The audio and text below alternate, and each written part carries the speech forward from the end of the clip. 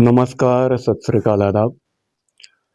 आप सब मेरे भाई बहनों को मैं स्वागत करता हूं और इस क्वेश्चन आंसर सीजन में आज हमें सवाल आया है अनस रजा। जो अनस रजा लिखते हैं, अस्सलामु अलैकुम व रहमतुल्लाहि व बरकातुहू।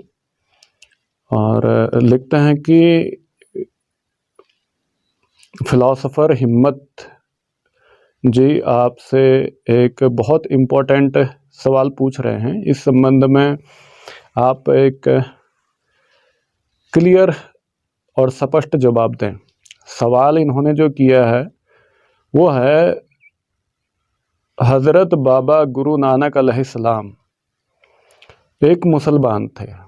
यानी कि भाईजान सवाल करते हैं कि वो एक मुसलमान थे और आगे लिखते हैं कि इन्होंने जब अरब गए थे, यानी कि अरब की जो यात्रा की है उस संबंध में कहते हैं कि तब इन्होंने इस्लाम धर्म अपना लिया था, इस्लाम अपना लिया था और मुसलमान हो गए थे।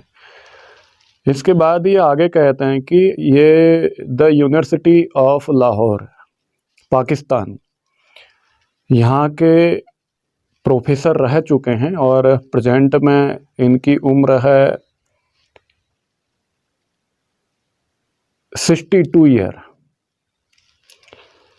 सबसे पहले मैं भाई अनस जी का अपने चैनल पर स्वागत करता हूं और आपने इस्लामी अंदाज में हमें इज्जत दी है, उसी अंदाज में मैं आपको जवाब देना चाहूँगा। वालेकुम अस्सलाम व रहमतुल्लाहि व बरकातुहू। और सबसे पहले आपको एक बात क्लियर करना चाहूँगा, जितने भी मेरे तमाम भाई बहन इस वीडियो को देख रहे हैं वो वीडियो को पूरा देखें, सोचें, समझें और विचारें। मैं देखता हूँ अक्सर कई सिख कट्टरवादी लोग जो अक्सर डेरे वाले हैं या फिर कुछ मिशनरी भी कट्टरवादी लोग हैं जो बेमतलब उल्टे सीधे कमेंट कर देते हैं। तो एक चीज़ का ध्यान रखें, अगर मैं क्रिटिकल क्वेश्चन आंसर क्लियर कर सकता हूं तो आपको ऐसा जवाब दे सकता हूं कि आपका जो डेरा है या आपका जो सिस्टम है वो सपने में भी नहीं सोच सकता। ऐसे रिस्पॉन्स मेरे मिल सकते हैं, क्योंकि अगर हम एक कंट्रोवर्शियल और क्रिटिकल टॉपिक यानी कि जो ऐसे हैं उन पर अगर काम कर रहा हूं तो उम्मीद करता हूं आप बातों को समझें और बेमतलब इल्ज़ाम वगैरह या धमकियां वगैरह देने की कोशिश ना करें। हमारे पास जैसे सवाल आते हैं हम उसी अंदाज में ही उनको जवाब देते हैं। ऑथेंटिक होते हैं तो ऑथेंटिक देते हैं, अगर हिस्टोरिकल होते हैं तो वो देते हैं, रिलीजियस होते हैं तो वो। जिस तरीका का जो जवाब होता है, उस सवाल होता है उस तरीके का उसको जवाब दिया जाता है। इसलिए मैं उम्मीद करता हूँ मेरे जो सिख भाई हैं या हिंदू भाई हैं या मुस्लिम भाई हैं या तमाम किसी भी मज़हब के लोग इस वीडियो को देख रहे हैं, वो वीडियो को पहले ध्यान से सुनें, समझें, उसके बाद अपनी कोई कमेंट करने की या सलाह देने की कोशिश करें। उससे पहले करें तो हो सकता है कि जो जवाब दूसरे धर्मों के लोगों को या दूसरे लोगों को दिए जा रहे हैं वो जवाब इन संप्रदायवादियों के जो मेन कथावाचक है या मिशनरियों के कथावाचक है उनको दे दिए जाएंगे। इसलिए हम कोई कंप्रोमाइज़ नहीं कर सकते कट्टरवाद के साथ। ये आपको हम बहुत पहले से समझा रहे हैं और चेतावनियाँ दे रहे हैं। चेतावनियाँ देने का मतलब ये नहीं कि हम हमेशा चुप रहेंगे, कहीं ये ना हो हम आपकी पोल खोल दें। चाहे आप फिर आपको जो करना है आप वो कर लें, हमें उसकी परवाह नहीं है, ये आपको क्लियरली बताया जा रहा है। चलिए अनस भाई, मैं आपका जो सवाल है इस पर आता हूँ। दरअसल में आपने कहा है कि जब हज़रत बाबा गुरु नानक अलैहिस्सलाम, यानी कि बहुत इज्जत से आपने उनको उनका नाम का इस्तेमाल किया है, हज़रत बाबा गुरु नानक अलैहिस्सलाम, और मैं बहुत बड़ा शुक्रगुजार हूँ कि आपने इतने बेहतरीन अंदाज में उनका नाम लिया। और आपने आगे पूछा है कि उन्होंने इस्लाम धर्म अपना लिया और साथ ही साथ आपने ये भी कहा है कि उन्होंने अरब में शादी कर ली थी, यानी कि निकाह कर लिया था और इस्लाम धर्म अपना लिया था। पहली बात आपको मैं एक बात बताना चाहूँगा कि इस दुनिया में मेरे तमाम जो व्यक्तित्व को रखने वाले मेरे तमाम भाई बहन हैं, वो अलग अलग धर्म संप्रदाय की मान्यता रखते हैं। उनकी सभी की अपनी अपनी एक आइडियोलॉजीज होती हैं। और आपने जैसे अपने को बताया कि आपकी एज 62 बताई है और आप निरंतर काफ़ी समय से हमारे साथ जुड़े हुए हैं हमारे चैनल से, तो मैं आपका बहुत दिल से शुक्रिया करूंगा कि आपने एक ऐसा सवाल सामने उठाया है कि जिस सवाल से कई ज़्यादा लोगों की गलतफहमियां दूर हो सकती हैं। सबसे पहले मैं बात करूंगा हज़रत बाबा नानक जब अरब जाते हैं, क्योंकि सबसे बड़ी चीज़, आप अगर एक रिलीजियस डिपार्टमेंट से अपने को बता रहे हैं, आपने लाहौर यूनिवर्सिटी से आपको ताल्लुकात बताया अपना, तो इस चीज़ से आप भी एक वाकिफ़ होंगे कि जहाँ पर एक स्पिरिचुअलिटी आती है वहाँ पर हिस्ट्री को वैल्यू नहीं दिया जाता, इतिहास को वैल्यू नहीं दिया जाता, क्योंकि इतिहास समय दर समय बदला जाता है और बदलता रहता है। आप मेरी बात को समझिएगा। और जहाँ तक मैं समझता हूँ, आपने अगर मेरे पास क्वेश्चन भेजा है अपना, तो जाहिर सी बात है कि आपने काफ़ी कुछ सोच समझ के ये सवाल मुझे पूछा होगा। हालांकि आप उम्र में मुझसे बहुत बड़े हैं, मैं आपसे उम्र के लिहाज से छोटा हूँ। और एक इल्म होता है व्यक्ति का, वो इल्म व्यक्ति को ऊंचा या नीचा करने के योग्य रखता है। हालांकि मैं उन चीज़ों को एक्सेप्ट नहीं करता। आप मेरे लिए मेरे पिता तुल्य हैं उम्र में, और इज्जत मैं आपको करूंगा। आपने बहुत ही बेहतरीन और खूबसूरत सवाल पूछा है कि बाबा नानक साहब यानी कि गुरु नानक साहब जब अरब में गए थे, सऊदी अरब मक्का की आप बात कर रहे हैं, तो उन्होंने वहाँ पर इस्लाम धर्म अपनाया, मुसलमान बन गए, और बाद में उन्होंने एक औरत थी सऊदी अरब में जिसके साथ उन्होंने निकाह किया। पहली बात, जितना हमारी स्टडी में है, हमारी जितनी भी रिसर्च रही है, यही बात मैंने भी पढ़ी है। क्योंकि आपने जो कहा, आपका कहना बिल्कुल सही है, क्योंकि आपने जिन किताबों को पढ़ा है, हो सकता है वही किताबें हमने पढ़ी हों, या हो सकता है हमने दूसरी किताबें पढ़ी हों, कुछ भी हो सकता है, क्योंकि मैं उन किताबों का डिटेल नहीं दे सकता आपको। लेकिन आपको इतना मैं क्लियर कह दूंगा कि ऐसे ही कुछ राइटर्स हैं और उनकी कई किताबें हमने पढ़ी हैं, जिनमें ये बात स्पष्ट और क्लियर आई है कि बाबा नानक ने इस्लाम धर्म अपनाया था और अरब में एक मुस्लिम औरत के साथ शादी की, निकाह किया, और बाद में वो मुस्लिम रहे। लेकिन आपको इस संदर्भ में एक चीज़ समझना होगा, एक चीज़ को यहाँ पर समझना होगा। एक होता है कि किसी भी चीज़ को हम अपने अनुसार उसके इतिहास को प्रूफ करने की कोशिश करते हैं। आप इस बात को समझिएगा, और जो भी मेरे भाई बहन इस वीडियो को देख रहे हैं, इसको समझिएगा। हालांकि हम किसी भी रिकॉर्ड को अगर सामने रखते हैं पब्लिकली, तो उसके पीछे बहुत ज़्यादा चीज़ें इस्तेमाल की जाती हैं, उनको देखा जाता है, उनको बहुत कुछ टीम वर्क होता है, उसके बाद कोई फाइनल जो रिपोर्ट होती है वो पब्लिक कर दी जाती है। लेकिन आपको एक बात कहना चाहूँगा, बाबा नानक जब अरब जाते हैं तो उनके साथ एक व्यक्ति का जिक्र मिलता है, वो व्यक्ति होता है भाई मर्दाना। ऐसा इतिहास का कथन है, जो सिख हिस्ट्री है और इस्लामिक हिस्ट्री में भी भाई मर्दाना का जिक्र मिलता है कई जगह, जहाँ पर हज़रत बाबा गुरु नानक अलैहिस्सलाम के बारे में जिक्र मिलता है। मैंने भी वो चीज़ें पढ़ी हैं और हमने भी वो चीज़ें देखी हैं। लेकिन यहाँ पर आपको एक चीज़ देखना होगा, अगर एक हिस्ट्री के अकॉर्डिंग, अगर इतिहास से अगर हम किसी चीज़ को प्रूफ करना चाहें, तो आप एक चीज़ को समझिएगा कि इस दुनिया के किसी भी व्यक्ति को कुछ भी साबित करना कोई बड़ी चीज़ नहीं है।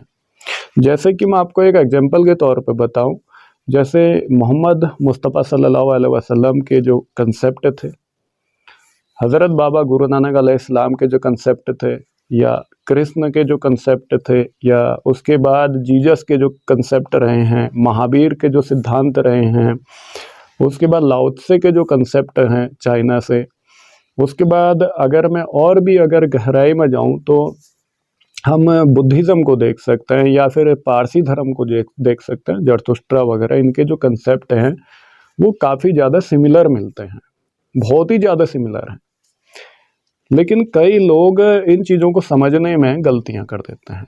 उसका कारण क्या है कि वो लोग होते हैं, जो लोग गलतियां करते हैं, ये लोग ऐसी मानसिकता अपने पास रखते हैं जिसको कहा जाता है धर्मवाद विचार पद्धति। आप अगर एक रिलीजियस डिपार्टमेंट से हैं, रह चुके हैं, तो आप इस बात को अच्छे से जानते होंगे, क्योंकि मैं खुद एक रिलीजियस रिसर्चर हूँ, तो खुद इस चीज़ को समझता हूँ और आप भी जानते हैं। मैंने खुद कई किताबें पढ़ी हैं कि जो बाबा नानक हैं, गुरु नानक साहिब, उन्होंने इस्लाम धर्म अपनाया, उन्होंने शादी की अरब में। मैंने भी ऐसी कई किताबें पढ़ी हैं, मैं मना नहीं करता, आपने अकेले नहीं पढ़ी, हमने भी पढ़ी। लेकिन उन किताबों को एक बार हम उन चीज़ों को एक बार सामने रखने की कोशिश करते हैं, इस चीज़ को समझिएगा। और जो भी मेरे भाई बहन इस वीडियो को देख रहे हैं, वो भी इन चीज़ों को ध्यान से समझने की कोशिश करें। अगर आप थोड़ी सी भी गलती करते हैं तो आप कितनी बड़ी अज्ञानता और मूर्खता अपनी प्रमाणित कर रहे हैं, हम उसको समझ सकते हैं। इसलिए कोई भी व्यक्ति मेरे खिलाफ या मेरे सपोर्ट में तब तक कोई भी अपना कमेंट ना करें जब तक पूरा वीडियो आप नहीं देखते हो। दरअसल में बात क्या है कि जब हम अकॉर्डिंग टू वर्ल्ड रिलीजन, अगर जो वर्ल्ड रिलीजियस जो स्क्रिप्चर हैं, इनको अगर हम कंपैरिजन करते हैं कंपैरेटिव स्टडी से, तो एक चीज़ सामने आती है कि इस दुनिया का प्रत्येक धर्म ग्रंथ, किताब और शास्त्र आपस में सिमिलर आ जाता है। लगभग जो सिमिलर आता है वो लगभग 70, 80 या कभी कभी 90% तक सिमिलर आ जाता है। दूसरी बात, जो हमने इतिहास पढ़ा है, उस इतिहास में हमने यहाँ तक पढ़ा है कि जो बाबा नानक थे उनको काजी नानक भी कहा जाता था, मौलाना नानक भी कहा जाता था, हज़रत नानक भी कहा जाता था, या कई बाबा नानक भी है। उनके बाद उनका एक वाक्यांश आता है कि जो मुस्लिम सूफ़ी थे उस समय, जो काजी रुकनुद्दीन का जो जिक्र आता है मक्का के मसले में, उन चीज़ों के बारे में बहुत सी ऐसी बातें आई हैं सामने। और इस्लामिक हिस्ट्री को भी हमने देखा, इसमें सिख हिस्ट्री को भी देखा, उसके बाद जो क्रिश्चियन और ज्यूइश यानी कि जो यहूदियों का इतिहास है उसको भी हमने देखा है। उन चीज़ों में क्योंकि हम किसी एक धर्म का इतिहास नहीं देख सकते हैं ऐसे कंसेप्ट पर, क्योंकि ये एक ऐसा टॉपिक है कि जिसमें एक छोटी सी गलती बहुत बड़ा नुकसान कर सकती है। इसलिए आपने जो सवाल पूछा है, इस सवाल का मैं जवाब तो दे रहा हूँ, लेकिन कुछ सिखों की एक ऐसी पागलों की भीड़ मेरे सामने खड़ी है कि जो मेरी बात को पूरा सुने, सोचे, समझे बिना मेरे खिलाफ भी आ सकती है। और वो लोग किस हद तक पागल हो सकते हैं मुझे पता है, आप भी समझ सकते हैं। वैसे अगर मैं दूसरी तरफ अगर जाता हूँ तो मुसलमानों की कई एक ऐसी पागलों की भीड़ है, वो मेरे खिलाफ आ सकती है। तो मुझे एक बिल्कुल ऑथेंटिक बात करनी पड़ेगी, क्योंकि कई ऐसे धर्म के नाम के पागल लोग होते हैं, धर्मवादी, तो अक्सर वो अपनी बात को सही साबित करने के लिए किसी भी हद तक गिर सकते हैं, उनकी मानसिकता गिर सकती है। अब हमें सीधा इतिहास से बाहर हमें थोड़ा एक बार उनके व्यक्तिगत लाइफ को देख लेना चाहिए। आपने कहा कि वो इस्लाम धर्म अपना चुके थे। पहली बात, बाबा नानक की जो कंप्लीट फिलॉसफी है, बाबा नानक की जो फिलॉसफी है, या जीसस की फिलॉसफी है, या मोहम्मद मुस्तफ़ा सल्लल्लाहु अलैहि वसल्लम की जो फिलॉसफी है, अगर हम इनको देखें, मैं इस्लामिक फ़िलासफ़ी की बात या क्रिश्चियन फ़िलासफ़ी या सिख फ़िलासफ़ी की बात नहीं कर रहा हूँ, मैं सिर्फ बात कर रहा हूँ जीसस, मोहम्मद, नानक, यानी कि इन तीन लोगों के फ़िलासफ़ी, इनके जीवन दृष्टिकोण पर मैं बात कर रहा हूँ। इसको हम थोड़ा समझ लेते हैं। जैसे कि आपने देखा होगा कि बाबा नानक ध्यान विधियाँ जो होती हैं, मेडिटेशन टेक्निक्स, इनके जरिए ध्यान में उतरने का कई ज़्यादा उन्होंने कार्य किया है अपने जीवन में, और यही कार्य खुद जीसस भी करते हैं, यानी कि ईसा अलैहिस्सलाम जिनको कहा जाता है, और मोहम्मद यानी कि जिनको हज़रत मोहम्मद साहब कहा जाता है, उन्होंने भी हीरा की पहाड़ियों पर कई ज़्यादा ध्यान प्रयोग किए हैं। मेडिटेशन मैं कह रहा हूँ, इस चीज़ को आप समझिएगा। अब एक पॉइंट देखिए कि ये तीनों व्यक्ति एक जगह सिमिलर हो चुके हैं, यानी कि तीनों लोग मेडिटेशन टेक्निक्स के जरिए ध्यान में उतरते थे। ध्यान मेडिटेशन किया नहीं जाता, मेडिटेशन में उतरा जाता है, पहली चीज़। दूसरी बात, बाबा नानक के संदर्भ में एक वाक्यांश आता है कि जब वो अरब में रहते हैं, मक्का में, हालांकि मक्का के बारे में काफ़ी ज़्यादा रिसर्च रिपोर्ट हमारे पास हैं, और वहाँ पर उनको एक लफ्ज़ बोला जाता है कि काजी नानक, काजी बोला जाता है, उनको मौलाना भी बोला जाता है। तो ऐसे कई नामों से उनको, जो मुस्लिम जो दरवेश थे यानी कि जो सूफ़ी थे, वो लोग बाबा नानक के अटैच में बहुत ज़्यादा रहे। इसको आप समझिएगा, क्योंकि बाबा नानक जब इंडिया में रहे या श्रीलंका में रहे या आसपास जहाँ भी रहे हैं अरब के अलावा, तो उनके पास अधिकतर वो लोग आते थे जो लोग हिंदू मान्यता से संबंधित थे, इनकी सनातन पद्धति से या फिर ब्राह्मणवाद की कुछ पद्धतियों से, क्योंकि ब्राह्मणवाद उस समय चरम पर था। और उस समय जो मुस्लिम कट्टरवादी जो ग्रुप था वो भी अरब के एरिया में बहुत ज़्यादा मजबूत था। आप तो जानते होंगे मंसूर अल हज्जाज के बारे में, ईरान के बहुत बड़े सूफी रहे हैं मंसूर अल हज्जाज। उन्होंने कहा था कि अन अल हक, जिसके बाद उनको टुकड़े टुकड़े कर दिया गया। इस चीज़ को समझिएगा।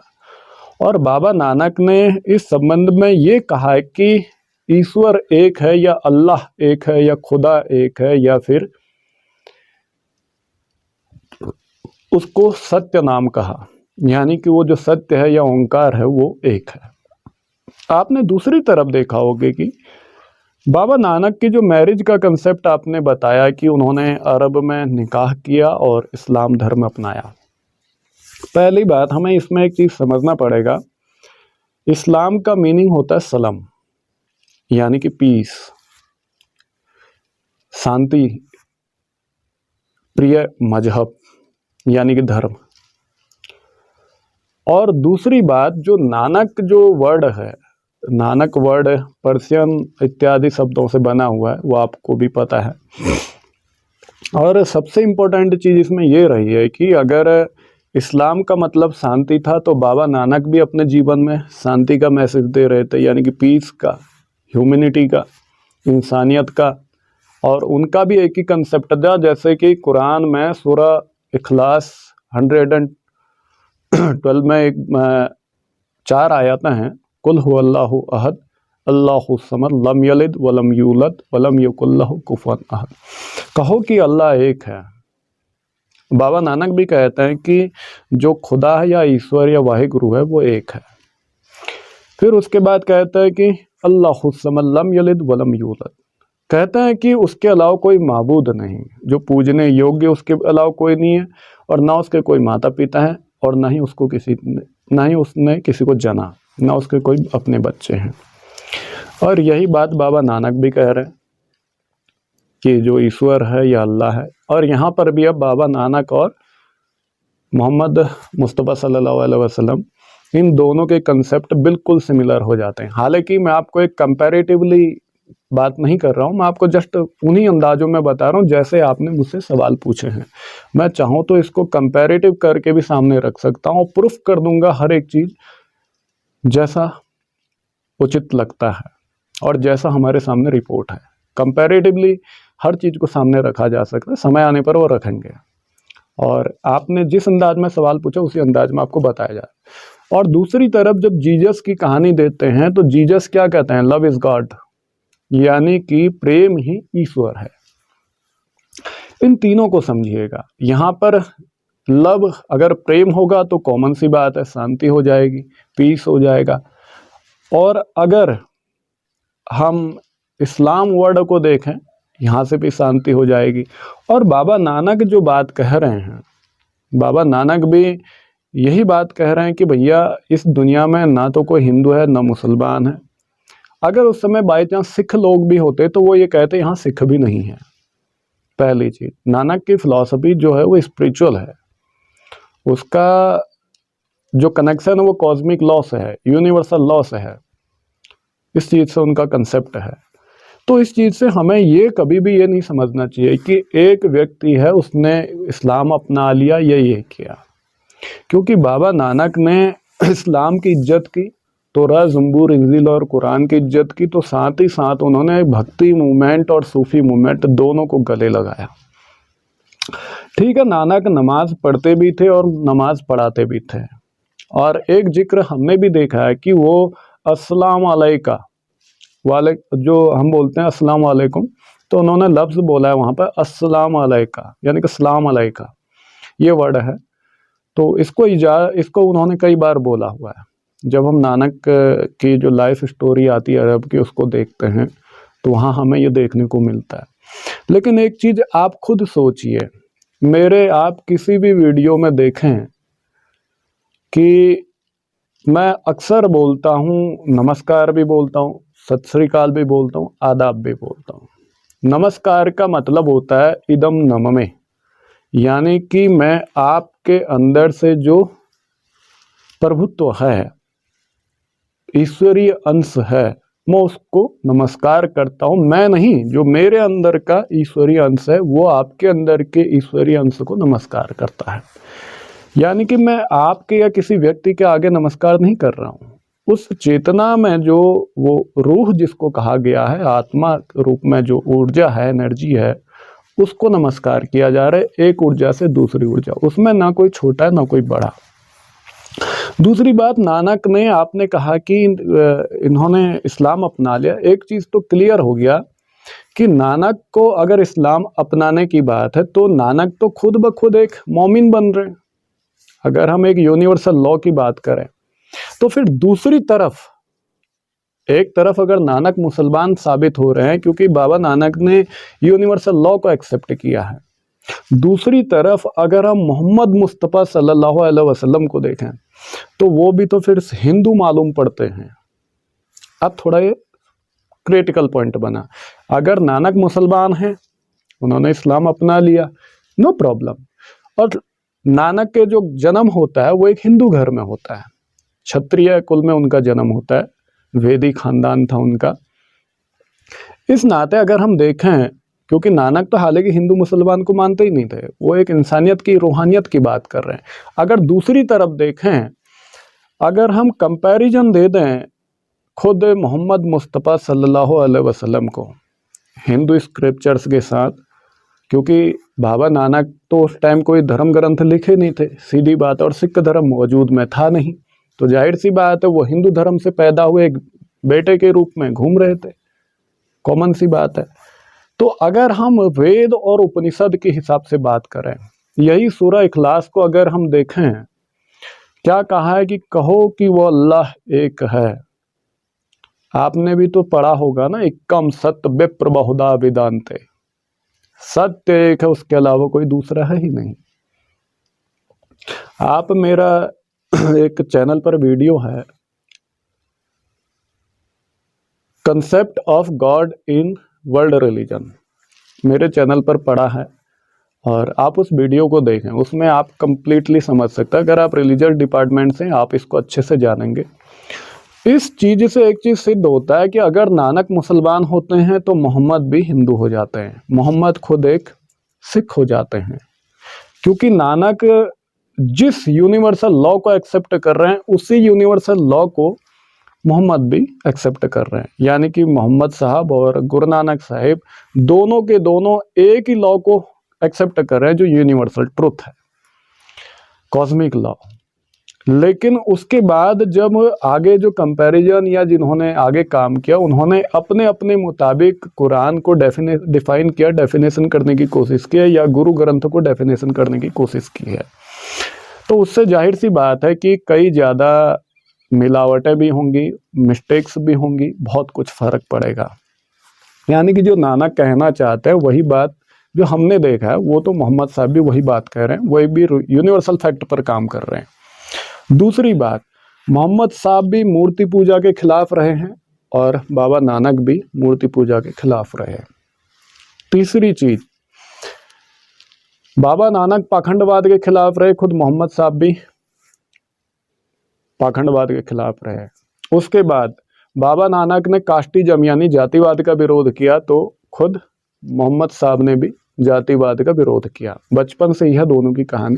लेकिन मोहम्मद साहब के जीवन में एक बदलाव आता है कि जब वो हीरा की पहाड़ियों पर जाते हैं कि उनके जवानी का समय। और खुद बाबा नानक का भी जीवन में भी यही होता है कि उनके जीवन में उनकी उम्र 38 होती है, तब पूरा बदलाव आता है। जपजी साहिब का मसला जहाँ से शुरू हो जाता है, यानी कि सुल्तानपुर लोधी में वेणी नदी में जो कहानी आती है उसके बारे में। दूसरी बात, एक चीज में फर्क है एक चीज में फर्क है, बाबा नानक ने कभी भी हो मनुष्य को एक रूप में जाना, मनुष्य और मनुष्यता को, लेकिन मोहम्मद साहब ने मनुष्य और मनुष्यता को एक रूप में नहीं जाना। उन्होंने सिर्फ और सिर्फ उन लोगों को हत्या का ऑर्डर दिया जो लोग ईश्वर की रजा में नहीं चलते थे, यानी कि जिनको काफिर कहा जाता है। काफिर का मीनिंग तो वैसे अगर मैं बारीकली कहूँ तो मेरा इस चैनल पर एक वीडियो है काफिर मतलब, तो डेफिनेशन ऑफ काफिर, तो आप उसको देख सकते हैं। उसमें बिल्कुल डिफाइन किया हुआ काफिर हम कह सकते हैं जैसे बादल है, इनको भी हम काफिर कह सकते हैं। जमीन में हम बीज बोते हैं, उसको भी हम काफिर कह सकते हैं। हमारे आँख की जो पुतली है, इसको भी हम काफिर कह सकते हैं। हमारा जो ये चमड़ी है, हाथ की चमड़ी या स्किन है हमारी बॉडी की, इसको भी हम काफिर कह सकते हैं। काफिर का मतलब होता है छुपाना, सत्य को जो छुपाए उसको काफिर कहा गया है। लेकिन जो कुरान का तर्जमा करने वाले हैं उन लोगों ने अगर कहीं मिस्टेक की है तो उनकी गलती है, मेरी नहीं है। यहाँ पर आपको समझना होगा कि जब कंसेप्ट्स सभी के एक हो चुके हैं, यानी कि बाबा नानक के और मोहम्मद साहब के, उसी तरफ जीसस को देखें तो उन्होंने भी लव इज गॉड बोला है, यानी कि प्रेम को ही ईश्वर कहा है या अल्लाह कहा है, तो भी यूनिवर्सल फैक्ट पर काम कर रहे हैं। तो इससे तो मालूम, कभी कभी तो मालूम पड़ता है कि तीनों या तो सिख हैं, या तो तीनों के तीनों मुसलमान हैं, या तो तीनों के तीनों ईसाई हैं। अगर ऐसा है तो फिर दुनिया में लगभग 4000 से ज़्यादा धर्म हैं इस दुनिया में जो ईश्वर को मानते हैं, और 300 के आसपास ऐसे धर्म हैं जो ईश्वर को नहीं मानते। लेकिन आपने एक चीज़ ध्यान दिया होगा कि सारे के सारे जो धर्म हैं ये सारे के सारे एक लॉ पर एग्री हो जाते हैं, वो होता है यूनिवर्सल फैक्ट। यहाँ पर काम होता है जब यूनिवर्सल फैक्ट पर अगर हम काम करें, यहाँ पर सारे के सारे धर्म ग्रंथ, किताबें और शास्त्र जो भी हैं ये सब एग्री कर जाते हैं।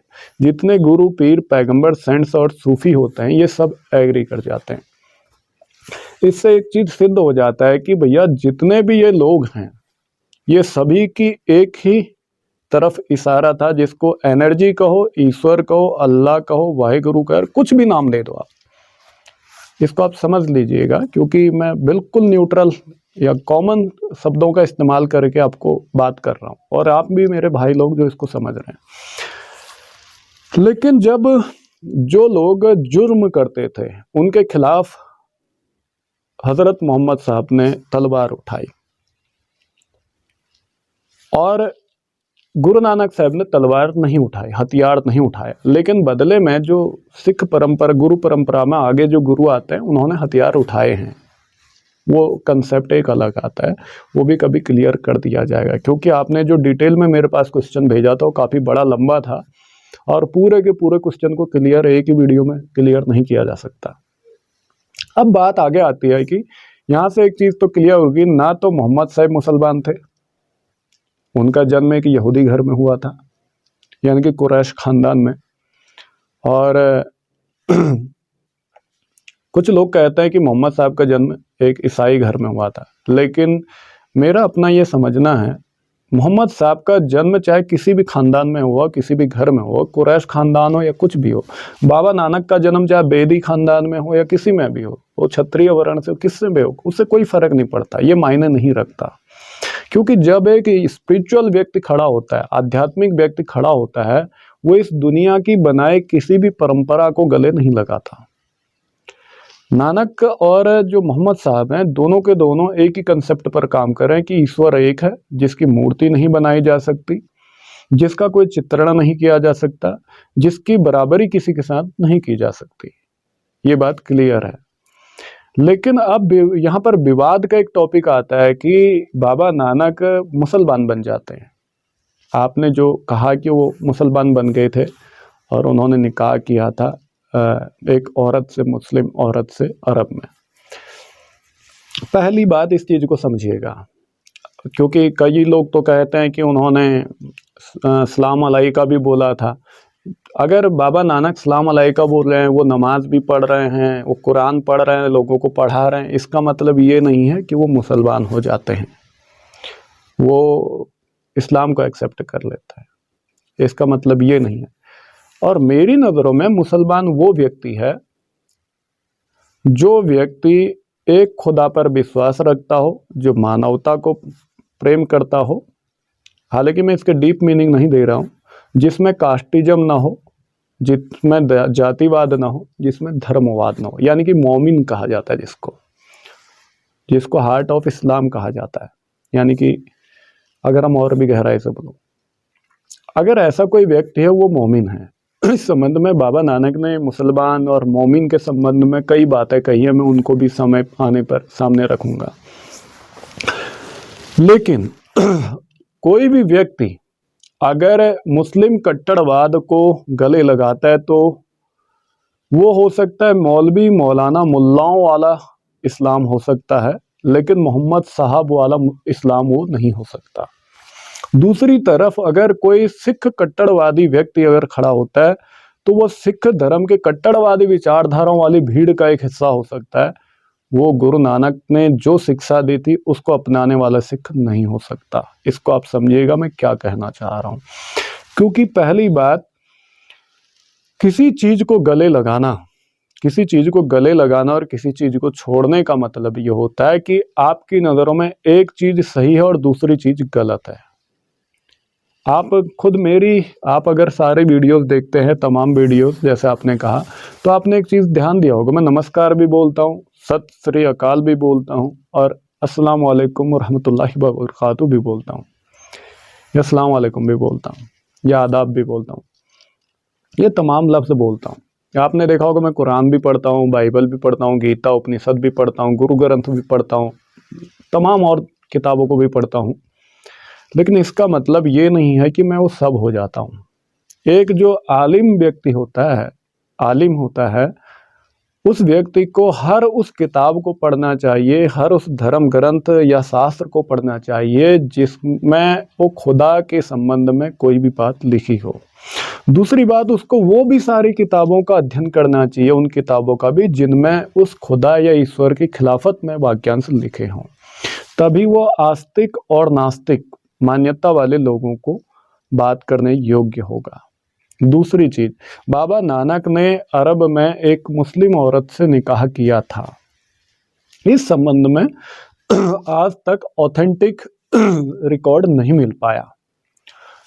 ठीक है, कुछ मुस्लिम स्कॉलर ये बात कहते हैं कि उन्होंने किताबें लिखी हैं, कुछ ईसाई जो राइटर हैं उन्होंने भी ये बात लिखी हुई है अपनी किताबों में कि बाबा गुरु नानक साहब ने अरब में निकाह किया था एक औरत से और मुस्लिम बन गए। तो इस चीज़ को आप एक चीज़ ध्यान दें, आप किसी एक राइटर की लिखी हुई किताब का हवाला नहीं दे सकते, क्योंकि जहाँ पर एक यूनिवर्सल फैक्ट होता है और एक वर्ल्ड रिलीजन कंपैरेटिव अगर स्टडी को सामने रखा जाता है, तो वहाँ पर आप किसी भी एक किताब को आप फाइनल एविडेंस नहीं मान सकते। क्योंकि ऐसी मैंने भी कई किताबें पढ़ी हैं जिसमें मोहम्मद साहब को हिंदू प्रूफ किया गया है। आपने भी पढ़ी होंगी, ना भी पढ़ी हो तो पढ़ लेना। और मैंने पढ़ा है, मैंने यहाँ तक पढ़ा कि नानक हिंदू थे, मैंने यहाँ भी पढ़ा कि नानक मुसलमान थे, मैंने यहाँ भी पढ़ा नानक नास्तिक थे, मैंने यहाँ तक पढ़ा कि नानक बाद में बुद्ध धर्म अपना लेते हैं। मैंने ऐसी कई किताबें पढ़ी हैं इस संबंध में। लेकिन उस किसी एक व्यक्ति के लिखने से या 10-50 व्यक्तियों के लोगों के लिखने से किसी व्यक्ति के संबंध में वो क्लियर नहीं किया जा सकता कि भैया वो व्यक्ति ने इस्लाम अपनाया था या फिर उसने सिख धर्म अपनाया या हिंदू अपनाया, मुस्लिम यानी कि नास्तिक था या फिर किसी भी मान्यता को अपनाया। ऐसा नहीं कहा जा सकता। उसका बहुत बड़ा कारण है क्योंकि व्यक्ति ने खुद ये घोषणा नहीं की। जैसे कि मैं आपको एक अपना एग्जाम्पल देता हूँ। मैं अगर मस्जिद में जाता हूँ तो मुझे लोग अलग अलग नामों से बुलाते हैं। मैं मंदिर में जाता हूँ तो मुझे लोग अलग नाम से बुलाते हैं। मैं गुरुद्वारे में जाता हूँ, मुझे कुछ और नाम से बुलाया जाता है। मैं उसके बाद चर्च में जाता हूँ तो मुझे कुछ अलग नाम से बुलाया जाता है। अगर मैं उसके बाद जो बुद्ध धार्मिक स्थल हैं या जैन धार्मिक स्थल हैं उनमें जाता हूँ तो वहाँ मुझे कुछ और ही नाम से बुलाया जाता है। उसका कारण है, बहुत बड़ा कारण है। क्यों है? वो कारण ये है कि भैया मैंने उन धर्मों को स्टडी किया है अलग अलग अंदाज में, अलग अलग तरीके से, उन्हीं के अंदाज में, उन्हीं के साथ रहकर उनके बीच में किया है। वो उस बीच में ये भी कॉमन सी बात है, मैं नमाज भी पढ़ता था, नमाज पढ़ाता भी था। मैं कुरान पढ़ता भी हूँ, कुरान पढ़ाता भी हूँ। मैं गीता पढ़ता भी हूँ, पढ़ाता भी हूँ। उपनिषदों में भी यही काम है। मैं बाइबल भी पढ़ता हूँ, बाइबल लोगों को भी पढ़ाता हूँ। मैं बुद्ध धर्म या जैन धर्म या इत्यादि ईसाई धर्म जो भी हैं, तमाम पारसी धर्म इत्यादि, मैं इनको पढ़ता भी हूँ और इनके धर्म ग्रंथ लोगों को भी पढ़ाता हूँ। इसका मतलब ये नहीं हो जाता कि भैया मैं अगर कुरान पढ़ता हूँ और लोगों को पढ़ाता हूँ तो मैं मौलाना हो गया हूँ या मुसलमान हो गया। अब ये नहीं हो गया कि मैंने हिंदू संस्कृत के शास्त्र उठा दिए मैं हिंदू बन गया। ये नहीं है कि मैंने गुरु ग्रंथ पढ़ा दिया मैं सिख बन गया। मैंने बाइबल उठाई तो मैं पास्टर हो गया, पादरी हो गया, ईसाई हो गया। ऐसा नहीं होता। एक जो प्रोफेसर होता है, एक जो रिसर्चर होता है, एक जो मार्गदर्शक होता है, जिसको हम टीचर कहते हैं, एक गुरु होता है, जो उसका फर्ज होता है आपको प्रत्येक सब्जेक्ट को समझाए। अगर वो ऑलराउंडर है तो, अगर वो पार्टिकुलर किसी सब्जेक्ट पर काम करता है तो वो उसी एक सब्जेक्ट पर ही काम करेगा। अगर आप लाहौर यूनिवर्सिटी से आप अपने को बता रहे हैं, अगर वहाँ से हैं, आप इस चीज़ को जानते होंगे। एक होता है कि एक ने इस्लामिक फिलॉसफी से पीएचडी की है, एक व्यक्ति उसने सिख फिलॉसफी से पीएचडी की है। ये दोनों ने अपने अपने धर्म के नाम पर पीएचडी कर रखे, डॉक्टरेट की है। लेकिन एक व्यक्ति है कि उसने वर्ल्ड रिलीजन पर ही पीएचडी कर डाली फिलॉसफी से। तो इन तीन व्यक्तियों में सबसे सीनियर किसे माना जाएगा? सीनियर उसी को माना जाएगा जिसने वर्ल्ड रिलीजन की फिलॉसफी से पीएचडी की है। लाहौर जो मुस्लिम वाले पीएचडी वाला उसको बड़ा नहीं माना जाएगा, सिख पीएचडी वाले को भी बड़ा नहीं माना जाएगा। दोनों जूनियर हैं उस तीसरे व्यक्ति के संबंध में। क्यों? क्योंकि उसके पास इनसे कहीं ज़्यादा नॉलेज है, कहीं ज़्यादा उसका माइंड क्रिटिकल है, कहीं ज़्यादा उसके पास रिसर्च रिपोर्ट होंगी। ऐसी कई चीज़ें होती। इसलिए जो बाबा नानक की जो मुस्लिम औरत के साथ शादी करने वाली बात है, ये एक बिल्कुल गलत थ्योरी है। इसलिए कह रहा हूँ क्योंकि इसका आज तक कोई ऑथेंटिक प्रूफ नहीं मिल पाया। मैंने भी जो किताबें पढ़ी हैं, मैंने 2 या 3 किताबें ऐसी पढ़ी हैं जिनमें प्रूफ करने की कोशिश की गई है कि बाबा नानक ने एक मुस्लिम औरत से शादी की। लेकिन उन एविडेंस को क्लियर नहीं माना जा सकता क्योंकि वो जो किताबें वो बहुत ज़्यादा बाद में लिखी हैं, उनका रिकॉर्ड बहुत ही ज़्यादा बाद का है। वो 1800-1900 के आसपास में वो किताबें लिखी गई हैं। उनसे पहले के जो किताबें मौजूद हैं, उनसे पहले के जो लेख हमारे पास मौजूद हैं, उनमें बाबा नानक के संबंध में ऐसी कोई बात नहीं है कि उन्होंने कोई मुस्लिम या फिर कोई नॉन मुस्लिम या ईसाई या यहूदी या फिर जो हिंदू लोग हैं या दूसरे जनजातीय लोग हैं अरब के, उनके किसी भी औरत या लड़की के साथ बाबा नानक ने शादी की, ऐसा आज तक प्रूफ नहीं हो पाया। तो मैं उम्मीद करता हूं कि आपकी एक गलतफहमी तो क्लियर हो चुकी है कि बाबा नानक ने किसी भी औरत से निकाह नहीं किया था। और ख़ास तौर पर जो ये बात बनाई गई है कि उन्होंने एक मुस्लिम औरत से अरब में शादी की थी, ये एक झूठी है, बकवास थ्योरी है।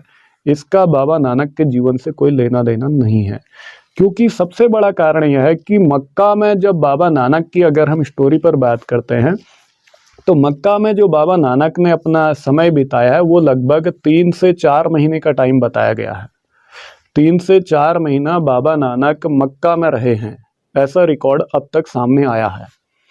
एक व्यक्ति अगर किसी भी स्टेट या किसी भी जगह जाता है, नई जगह, 3-4 महीने में वहाँ वो निकाह भी करेगा, वहाँ कोई दूसरे रिलीजन को अडॉप्ट करेगा, इतना पॉसिबल नहीं है।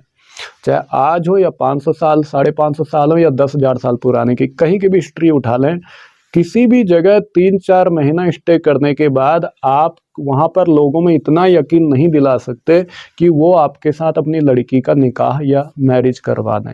इसलिए ये थ्योरी टोटली गलत है। दूसरी बात, उन्होंने इस्लाम अपनाया जो आप कह रहे हैं, तो मैं आपको कह रहा हूँ कि अगर इस्लाम अपनाने वाली चीज़ होती तो ये धरती में पता नहीं आज शांति और मोहब्बत फैल जाती। सिख अगर कोई अपनाने वाली चीज होती तो ये धरती पूरी सिखों से भरी होती। इन चीजों को समझिएगा। सिख का मतलब होता है लर्नर, यानी कि जो इस यूनिवर्सल कॉस्मिक लॉ को अंडरस्टैंड करने वाला व्यक्तित्व रखता हो, उसको हम सिख कहते हैं।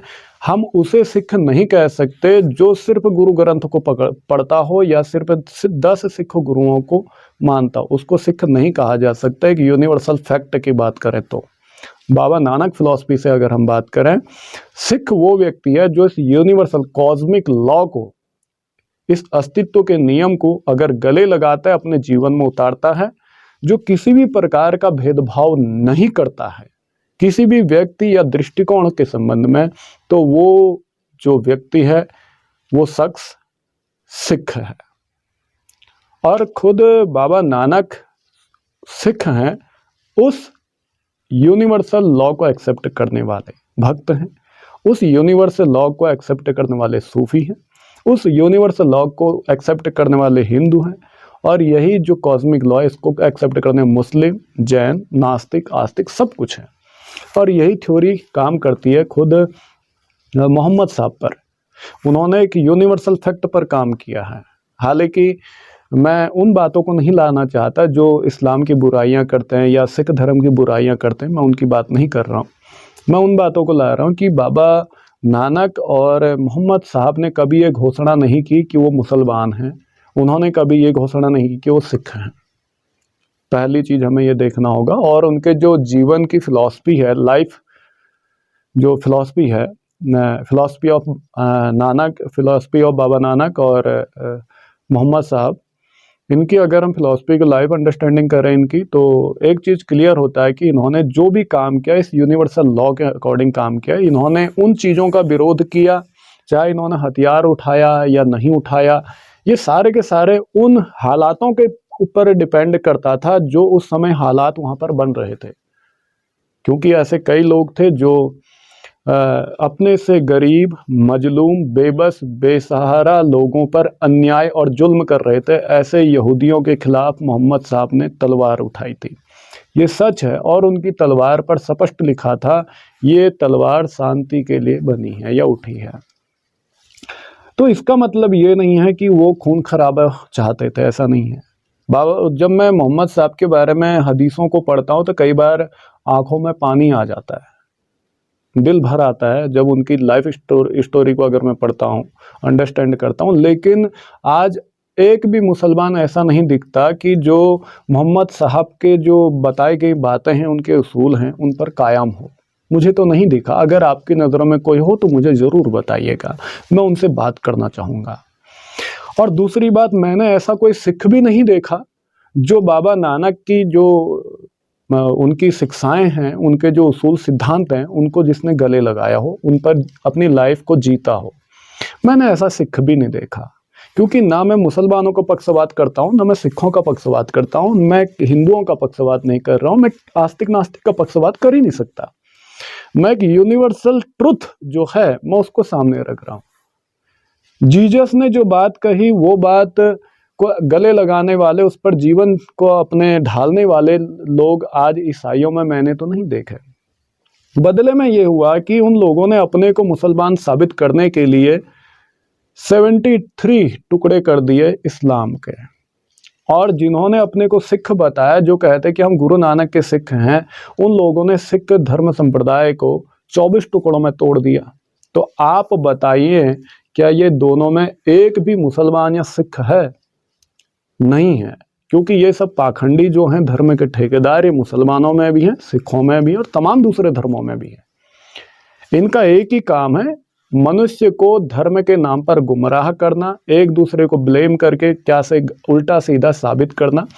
ऐसे अगर साबित करने की बात आ जाएगी, आप मुझे किसी भी व्यक्ति का नाम दे, मैं उसको प्रूफ कर दूंगा, कंपैरेटिवली कर दूंगा, फिलॉसफिकली उसको प्रूफ कर दूंगा कि ये व्यक्ति ये था वो था। नहीं, मैं गलत व्याख्यांश दूंगा ही नहीं। जो बिल्कुल सच्चाई है उसको ही बता रहा हूँ।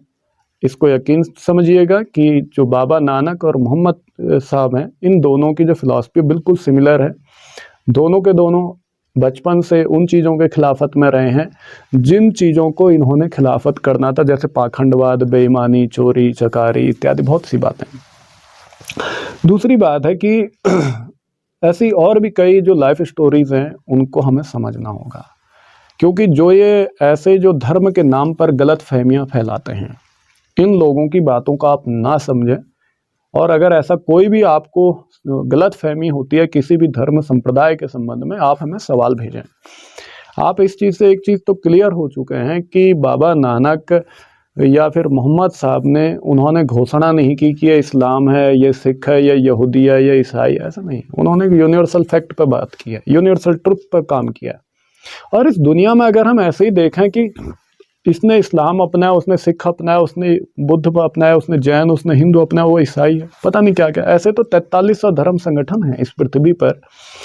उन 4300 धर्म संगठनों की वजह से आज ये पृथ्वी तो बिल्कुल शांत हो जानी थी, दिल में सभी के लोगों के अंदर प्रेम होना था। बदले में हुआ क्या? इन 4300 धर्म संगठनों के नाम पर 4600 धर्म ग्रंथ, किताब और शास्त्र लिखे गए, और जिनके नाम पर कत्लेआम इस दुनिया में होता है, ये आप जानते हैं बहुत अच्छे से। इसका कारण क्या है? इतने ज़्यादा धर्म ग्रंथ लिखने का कारण क्या था? उसका सबसे बड़ा कारण यही है कि किसी भी व्यक्ति को ऊंचा नीचा दिखाने की कोशिश की गई, अक्सर सच्चाई को छुपाया गया और लोगों को गुमराह कर दिया गया धर्म के नाम पर, जिसकी वजह से पूरी की पूरी मानव सभ्यता धर्म संगठनों के धर्मों के नाम पर 4300 धर्म के जो पागल खाने हैं, इन पागल खानों में बट गए, टूट गए, बिखर गए। आज हम भूल चुके हैं कि तुम भी इंसान हो और मैं भी इंसान हूँ। हम भूल चुके हैं। हम भूल चुके हैं कि आपके अंदर भी वही खुदा का नूर है जो मेरे अंदर है। लेकिन आज हम कहते हैं कि तू मुसलमान है, मैं सिख हूँ, ये हिंदू है, वो ईसाई है। मैं समझता हूँ कि आप मेरे कहने का मतलब समझ चुके हैं, और जो भी मेरे भाई बहन इस वीडियो को देख रहे थे अब तक, वो कहने का पूरा सारांश मैंने शॉर्टकटली, इनडायरेक्टली कई बातें आपके सामने रखी हैं। डायरेक्ट नहीं बोली हैं, इनडायरेक्टली बोल दी गई हैं, जिससे चीज़ क्लियर हो चुका है कि बाबा नानक ने कोई इस्लाम मजहब नहीं अपनाया था, कोई हिंदू मजहब नहीं छोड़ा था, कोई उन्होंने सिख मजहब नहीं बनाया था। एक चीज़ क्लियर हो गई है, बाबा नानक ने ना तो हिंदू धर्म छोड़ा था, ना ही इस्लाम मजहब यानी कि इस्लाम जो धर्म है उसको अपनाया, और ना ही बाबा नानक ने सिख धर्म नाम की कोई चीज़ इस दुनिया में बनाई। ये चीज़ क्लियर हो गई। दूसरी बात, बाबा नानक ने जो अरब में एक औरत के साथ मैरिज की निकाह किया, ये भी बात आपको क्लियर हो चुकी है कि ये भी एक झूठ है, क्योंकि बाबा नानक के संदर्भ में ऐसी आपको 3 से 4 या ज़्यादा से ज़्यादा 7 किताबें आपको मिलेंगी। ऐसी किताबें 7 और 8 किताबें टोटल इस दुनिया में एग्जिस्ट करती हैं, जिनमें ये दावा करने की कोशिश की गई है कि बाबा नानक ने अरब में एक मुस्लिम औरत के साथ निकाह किया था। इसके अलावा इस दुनिया में और कोई किताब अब तक नहीं लिखी गई है, जितना हमारे पास रिकॉर्ड हैं उनके हिसाब से। और वो जो भी रिकॉर्ड हैं वो सारे के सारे 1800 के बाद के हैं, यानी कि जब 10 सिख गुरुओं को जो टाइम पीरियड है वो 1708 1708 यहाँ तक का जो टाइम है, इससे पहले की कोई भी किताब नहीं। वो सारी की सारी किताबें इससे भी लगभग 100 साल बाद में लिखी गई हैं।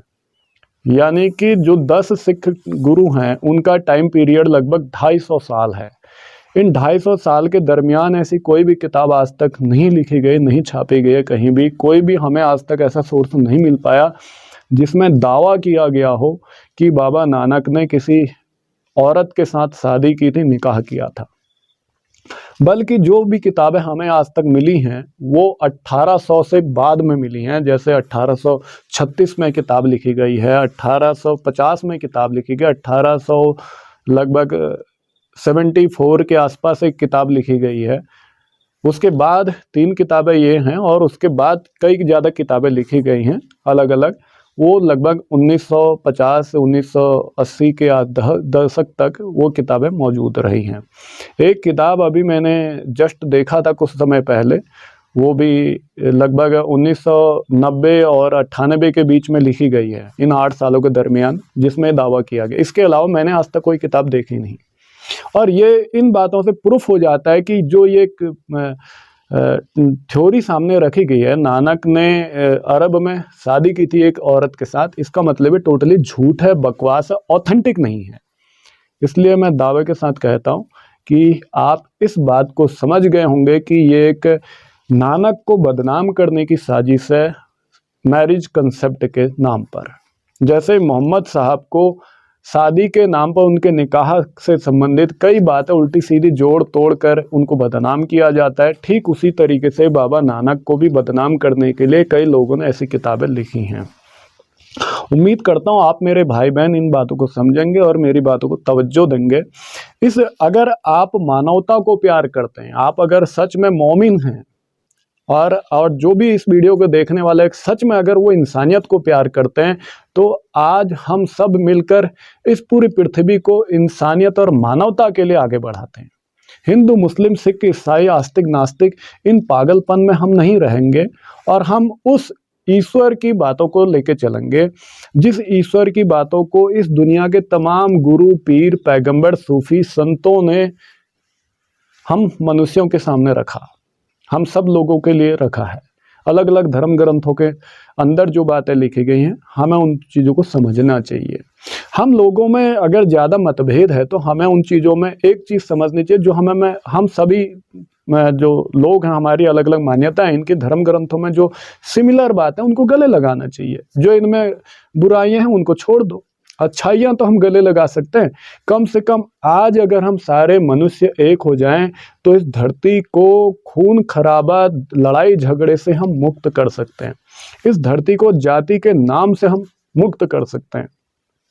इस्लाम में कई ज़्यादा लोगों ने अलग अलग जातियां बना रखी हैं, बल्कि खुद मोहम्मद साहब तो जातिवाद के खिलाफ रहे। लेकिन मुसलमानों को मैं देखता हूँ पता नहीं कौन क्या बताता है अपने आप को, कोई क्या।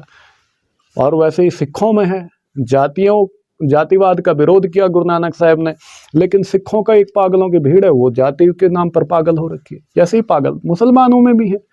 तो इन पागलों की भीड़ से हटकर आज हम सबको इंसानियत को बचाने की जरूरत है और मुझे आप सबकी जरूरत है। अगर आप मेरा सहयोग करेंगे तो हम मिलजुल कर इस पूरी पृथ्वी को धर्मवाद, रूढ़िवाद, कट्टरवाद से मुक्त करेंगे, जातिवाद और पाखंडवाद से मुक्त करेंगे।